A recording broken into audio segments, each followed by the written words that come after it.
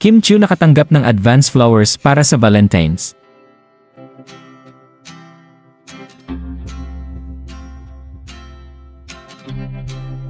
Agad ibinida ni Kim Chiu sa kanyang Instagram account ang mga bulaklak na natanggap niya sa kanyang partner na si Paolo Avellino. Ayon kasi sa isang source, very thoughtful ni Paolo Avellino sa gesture na ito at mismong ang aktor ang namili sa bulaklak. Tanong naman ng marami, ano na kaya ang mga ibinigay ng aktor na palihim sa dalaga dahil medyo malihim nga silang dalawa.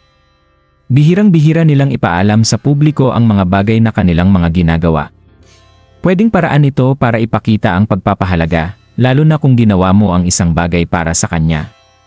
Samantala, talagang nag-effort si Paolo Avellino upang maibigay ang bulaklak dahil nakatago lang ito sa kanyang sasakyan. Ayon mismo sa nakakita sa studio ay medyo nahihiya pa itong ibinigay sa dalaga.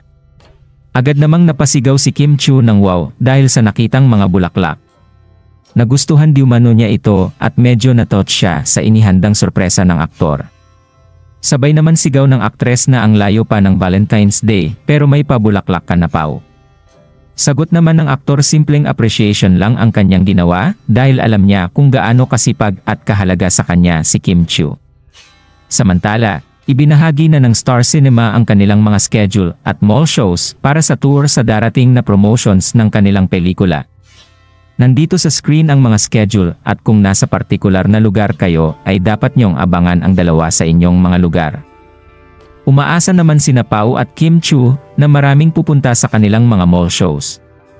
Anong masasabi niyo sa balitang ito? Comment down below. Maraming salamat sa panonood at huwag kalimutang mag-subscribe for more videos.